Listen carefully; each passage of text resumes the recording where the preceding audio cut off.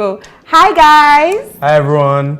My name is Nino. Why did you say the hi everyone again? Jesus is Lord. Continue. Keep rolling. My name is Lulu.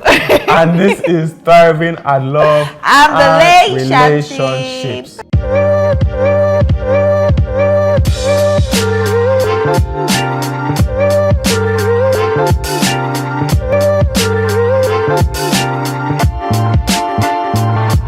All right. Okay, so today, I think we've been able to agree on the topic for this one. Yes. So today is a continuation of a topic that we discussed in our previous season 1, which is questions to ask. Yeah, questions to ask. Is it questions to ask? Yes, questions to ask while you're dating, while you're in friendship period, while you're in a season of courtship. Yes. Yeah. And we had spoken about how, a lot of people just focus on falling in love than actually getting to know about the person that they are falling in love with. You don't fall in love, you walk into love with your eyes open. Yes, with your eyes open. Because when you get into marriage, a lot of questions that you did not ask will now become things that you are questioning. Good. Literary intelligence. So let me say it again. I've forgotten it now. If you don't ask the questions, if you don't ask the right questions when you are dating, they will become questions. They'll become questionable actions. You've spoiled this for me. You guys shall get the gist. So and we have done a series of, I think, 2 episodes on different questions that we have, as a result of our experience in marriage, now written down for people to learn from. These are questions that we also should have asked ourselves. While instead of Oluchi was just in love with me, she didn't ask me any question. Okay. And yes, I was in love with her too. And you didn't ask any questions? I didn't ask any question. Well, touche. So and the questions were, we put them in different categories. And last season we had talked about cultural differences. And we had talked about what? I think finance. No, we had talked about. You guys have watched it. You know what I'm talking about. We never remember. It's been a long time. But that was the question. That was the one we were talking about. Crickets. So, anyways, if you go on our channel, you see questions to ask 1, questions to ask 2, and these questions to ask 3. So, for those of you that are currently in a relationship, situationship, everything ship, all the ships, write down these questions. Self-awareness. Yes, self-awareness. Okay, that was one of the topics. Yes. So, but for this episode, we're going to be talking about ideologies. Yep. Yes. So, it's important to question the person that you want to get into bed with. Hey, is he into bed with? It's a figure of speech. Okay. Yes, into bed with. In that sense. About their ideologies, because a lot of times you get into marriage and you realize that this person does not like church. Me, I like church. This person believes in this. Me, I don't believe in this. Yeah. And you're thinking, but you guys were friends. Didn't you talk about this? So these are just a couple of questions that we think you guys should learn to ask. You can even ask in marriage. Funny enough, if you've gotten into marriage and you might not have stumbled across these issues, you might want to just get ahead of it, because eventually, you never know, 10 years down the line, you might now figure out some differences. So what's the first question? I thought you were starting. Okay. The first question that you should ask your partner, girlfriend, boyfriend, or intending partner, wife, husband. Number 1, do you think a relationship or a marriage can continue after infidelity? You see what I did there? Infidelity bank. So, do you think a relationship can continue after infidelity? What's your? No. Okay, so I think my question is in twofold. So, if we are still dating and then you cheat on me, I don't think I would continue with the relationship. Okay. I don't think so, because it already shows a lot, and I don't know. I just feel like if that has happened once, there might be a tendency to happen again, and I don't want to fight that battle in marriage. Okay. However, if it does happen in marriage, I'm there. We're going to slug it out, because like Pastor Kings and Pastor Major says, take down all the doors in your marriage, because when you have a door is an entrance or an exit, right? Kike has said that of Philadelphia. No, it was I heard it from Pastor Kings and Pastor Mildred. Okay. I think I heard it from Philadelphia.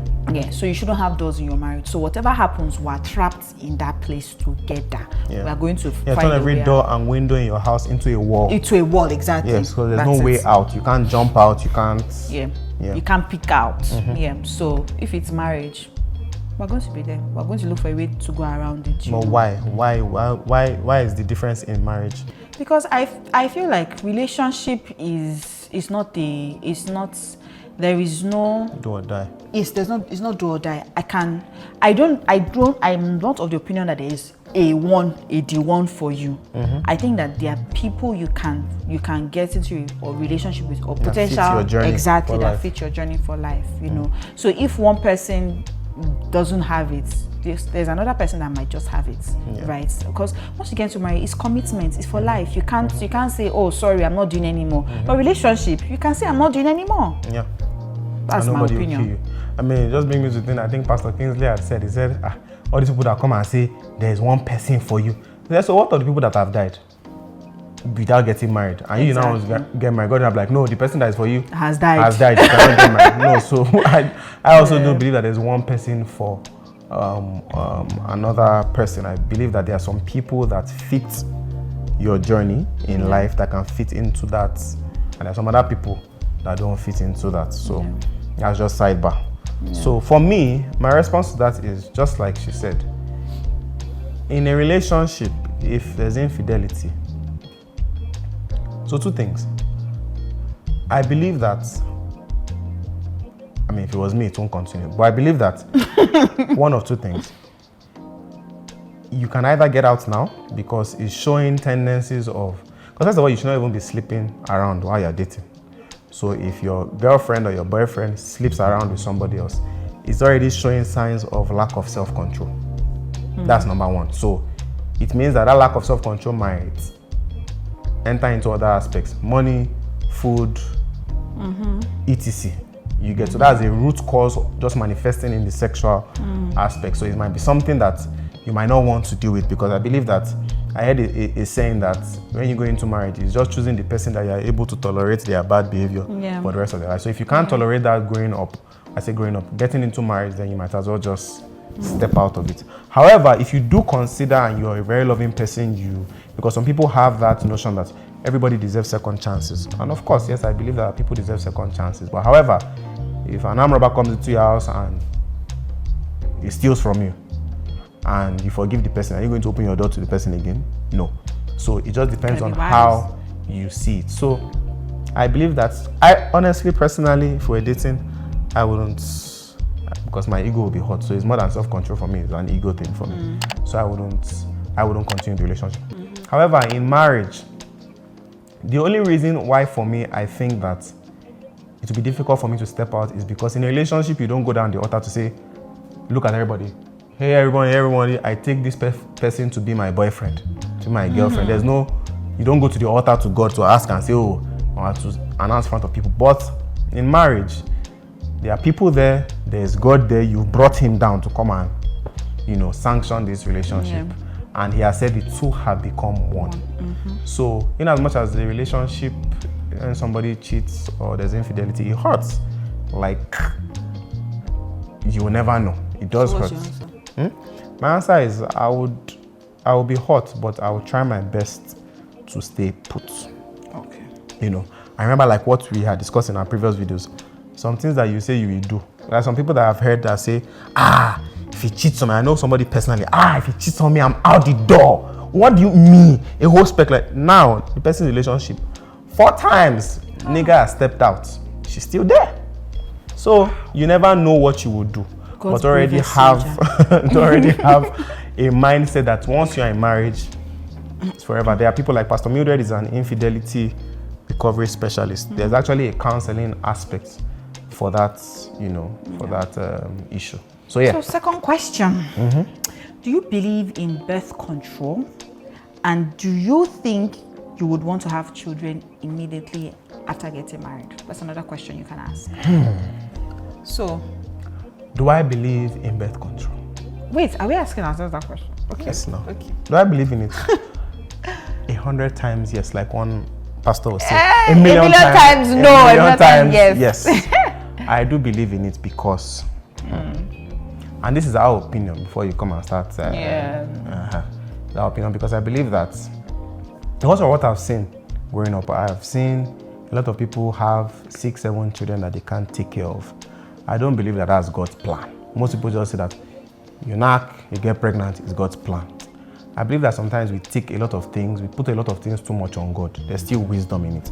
So, because has there been any place in the Bible where Scripture says this is the number of children you should have? It doesn't. But sometimes some people say God speaks to them and ministers to them. Oh, you have this amount of children. Well, if that's your prerogative, so there are some things in the Bible that God has left to your own discretion and intelligence. Exactly.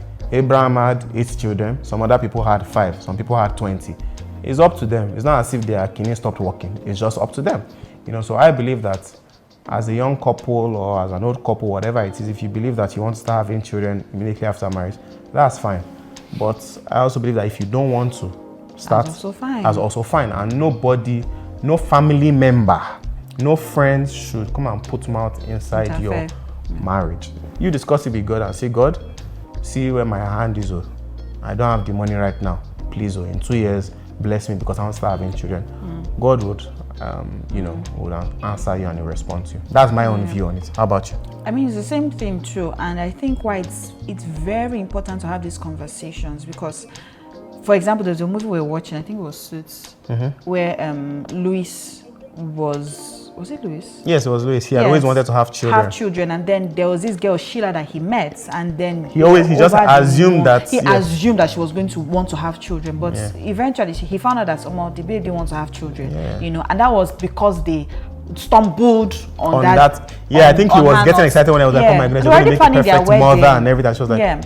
So in order to cause buzz, just ask the question because you cannot assume that people want, or even people that even want to have children. Some people don't want to have children when they get married. Some people feel like they want to do surrogacy or that they even want to. They want their body to stay snatched. Exactly, want to adopt children. So have these conversations, and you're not going to be a bad person for wanting to have the conversation or for wanting to have whatever choice. So, brother, auntie, do you want to have children? How many children do you want to have? Do you think you want to do birth control? What birth control plan would you rather be on? Things like that. And whatever you decide, make sure it is both of you deciding, not one person compromising. Because at the end of the day, it's going to cause an issue. Because you'll now find out that 2 years into the marriage, one person are like, but I really want to have children. Like, what we discussed, but one person was actually trying to bend over. I feel like children have taken my life. I didn't want to start my career and everything. Because, so please agree. And if you don't agree, then it might just be grounds for, maybe we can't just agree on this. A lot of people, they like this person, but because of that one issue, they feel like they can handle it, but they now eventually compromise and later down the line. Because times are changing. Where Nigerians, Africans, people are having smaller families. Some people are even deciding that they don't even want to have children. And to be very honest, it's not a do or die matter. Just have these discussions so that these discussions don't have you. Next question. Next question. So it's me that asking that. Yes. So, what do you think about long distance relationships and marriages? What's your ideology about it? Do you think they should be done? Do you think they succeed? Do you think... At the other part. No, it's an ideology question. And what do you think about it? Okay, so I mean, from when we're dating, I had made it very clear to know that long distance marriage counts me out of it. Because I saw my parents do it, and I know in some way it's affected their relationship, in my own opinion. And I had always been of the opinion that wherever my husband is going to, I'll pack my things and I'm following him there. I don't care. And by the grace of God, our careers will be able to allow us to do that, So long distance marriage, no. Long distance relationship, however, that I can say, okay, we can do with some sort of compromise. And I think the reason why it's different for me in marriage and in relationship is that in marriage is that the two have now become one. Like that companionship is needed, that friendship is needed, and it sort of helps your marriage to grow even better. But when you have a wife that is in one city and the husband in another country for a long period of time, it just never is the same. You are not having sex, and sex fosters intimacy, you know. So I don't know. Yeah, different time zone. I think it's that. Different. Yeah. You know, and even when you stay together, you even learn more things about each other from just being together. You know, so when you are not now together, you are there's that. People are doing it and they are succeeding at it. You know, I think it's just what works for you. Yeah. I made it clear that it wasn't going to work for me. If it's going to work for you, share that with your intending partner. You know, so. Yeah, and it's a good thing because before we had started dating, or when we started dating, they moved me to Abuja and we've spoken about this. And I had asked her, I said, we started dating today, they moved me tomorrow. Are you okay to do long distance? Because me, I'd done it before and it was not the best. So are you okay with it? What's your idea? And you were like, yeah, let's make it work, you know. And we did that, we discussed that. But for me, do I think... What kind of heavy sigh? See, I won't lie. I'm a quality time person. And I like that quality time with me. So if you're in the same time zone, maybe. Once you are in different time zones, it's a lot of work that I wouldn't want to do in a relationship. Not to even talk about marriage. I believe that the initial stages of a marriage, first 5-10 years, try as much as possible to be in the same. And obviously work happens, you want to take some opportunities, but that's where discussions will have to be made. So I think they work if both people are willing to put in the work, but it's not my ideal. I think that if you are doing 2 years, 3 years long distance, especially in different time zone, it puts a strain. One person is thinking, do I compromise my own job for this person? The other person is thinking, do I compromise my own job for this person? It's a ground to breed some sort of resentment, which is why some of these issues you bring it to God. If, for example, this person is working here and you are working here, you say, God, look at this. So, because of my marriage, open this door for him or for her so that we'll be together, so that it doesn't, because God loves you and God wants the best for your marriage. But a lot of times I think people are just very selfish. They don't put God into the matter. You know, it says a threefold cord cannot be broken. Yeah. When it has to do with some of those money issues or job issues, we don't say, God, leave this matter. They are paying me $1 million.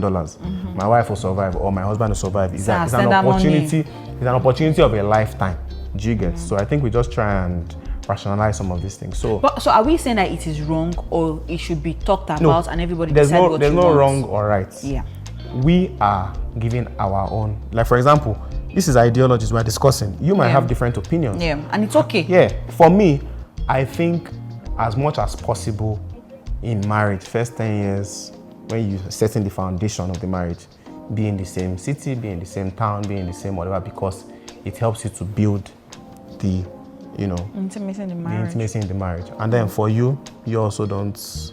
I don't subscribe. Because of our own experiences as well. So these are questions. You see that how we have similar or different views on it, but it was not a do or die, and we didn't allow that happen in our marriage. Like she has said. We have similar views. No, we have similar views now. Yeah. But however, for me, I'm not... Okay, your reason is different. My reason is different, and I'm okay with the time zone. Once the time zone is you don't want at all. I don't. Exactly. Me, if we're in the same time zone, which means when I'm waking up, you are waking up. But it's like long distance Pro Max, I no do. Do you get? Wow. So you're saying that you're gonna leave me? You say you follow me anywhere I'm going. Okay, good. Exactly. So you see, that's how that if I go to Afghanistan, no, she's gonna be dodging bullets with me. No. Or if I go to Niger, no, it's in Niger. I don't know. Whatever the country is, if I go there, she was gonna follow me. So yeah, but if yours is different, hey, that's just your point of view. Do you, boo? Yeah, do you? Next question. What's the next question? So next question is, do you believe in money sharing ratio?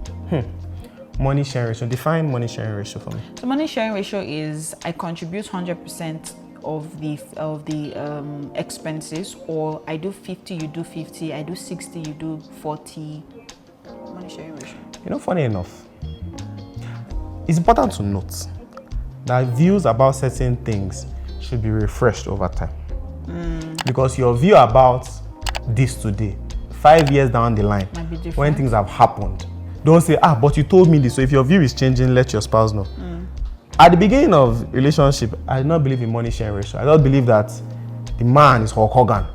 Carry the burden on your head, financial burden. Your wife does not do anything. This is what the man is meant to do. That's what I believed. You get, but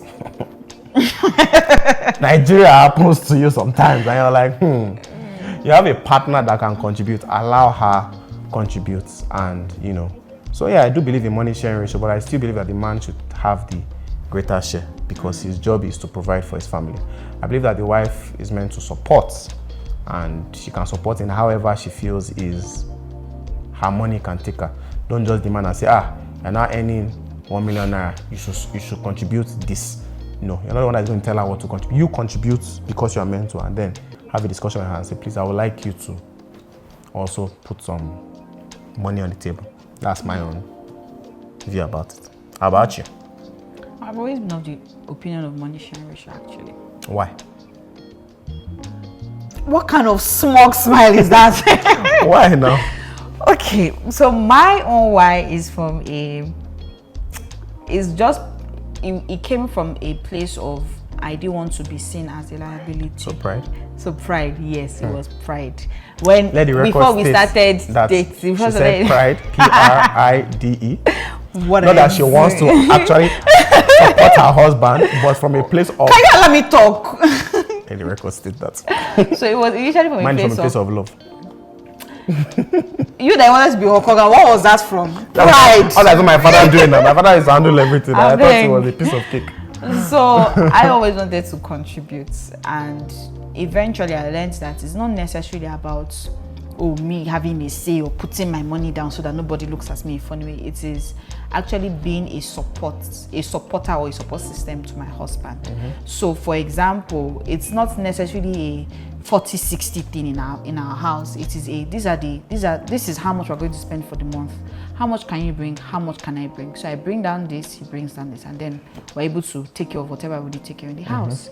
So it's not, like I said, it's not necessarily a 40-50, 70-70 or whatever. When children come, there's still going to be a review, of that on it. But I think that financially the woman should actually support her husband. Yeah. And I think it's important. Let me tell you why. Men are men. I'm talking to you women out there. Men, no matter how much a man loves you, men usually a lot of times view, support, and value. I don't agree. From financial. I'm sorry, I don't agree. That's fine. Have you seen some Igbo men? It is their pride and joy. That's Igbo men. Me, I'm not an Igbo man. That their wives don't bring anything. Me, I'm not an Igbo man. But now you are generalizing to say men. Some men, majority of men. And let me tell you why. And look at this. Let me not, even when you talk about the Igbo men, I say, okay, Igbo men don't like, or they see a pride or so and so for the woman not to contribute. However, when it comes to decision making, the woman doesn't get a say. Because they've already, so it looks like as if it's their pride, but it's also so they can make unilateral decisions. Because the moment a woman, because the moment a woman puts money on the table, she can now challenge that man and say, okay, my money is here as well, so I should have a say. And most of those men don't want that to happen. Do you get? So I'm from my point of view is, men see things from financial point of view. If you go into a marriage and you might want your man to take care of you and everything and he's spending all the money, also know that there comes a point in time when you might be having a conversation and he's like, after all, I'm the one paying the bills. Yeah. What are you doing? No woman wants to hear that. Trust me. As a woman, I'm telling you, you do not want to hear that. Because even me as a guy, I love my wife, but I'm wired that way because men, the works of our hands is what we prize the most. So when it has to do with things in the house, they might get to a point, you don't know yourself, you might get to a point you're under pressure and you just see your wife just sitting out there looking pretty and like, madam, how much are you putting inside this house. When she wants to make it, no, don't let's go. I say, what is your money there? It's my money that we're spending. Or when he's pressured from work and then money needs to be dropped and she comes like, please, we need money for them. Like, what about your money? Exactly. Your money? Every time I'm bringing money, then you now have children, you now start burdening the children and say, your mother does not put money inside the house. That's what I'm saying. And then the woman doesn't feel good. So I believe, honestly, women, when you're getting married or you're in marriage, find a way to contribute towards it because it saves you from embarrassment. This is not a spiritual principle. It's psychological. Men are wired a certain way. You know, that you're just buying the seaweed water in exactly. The house. Just be doing exactly. Not that I say your husband's money is my money and your money is your money. It can be for a while. The funny thing is that you can still collect your husband's money and use that money to do what needs to be done in the house as far as your money. Exactly. So try and contribute financially. Things are changing. Please. Yeah. Men also need help because I also thought that I didn't need help. I'm not going to lie to you. I thought that some things why you. I swear I thought that I didn't need help and everything, but I just realized that I actually would need some of this, some little things to be taken off my shoulder so I can focus on other things. And we had that discussion, and she was more than happy to. I was like, why didn't I even have this discussion before? Why was I just killing myself with, with all this burden and all that? Wanted to be man. Yeah, and that's where they say the woman is the help me. So she's meant to help you. Yeah. Carry some of this burden. So that's my view on this. So let us know what your views are concerning all the questions that we've asked. If you've already had those discussions in your marriage or in your relationship, and if any of them are deal breakers, and also any other questions you think that you would like us to talk about, or you also think that people should have asked, or you also think that you've encountered in your marriage that you wish you had asked when you were dating, you had talked about when you were dating because maybe it's giving you issues now. Yeah. So this is a few questions on ideologies that we think, who knows, maybe we might just have released something that has all these questions for you guys. Who knows? Maybe we might just have something. Who knows? Let's see, because we truly want to help you thrive and win at relationships. So till next time. My name is spoil them. So once again, my name is Nino. And my name is Lulu. And this is Thriving at Love and Relationships.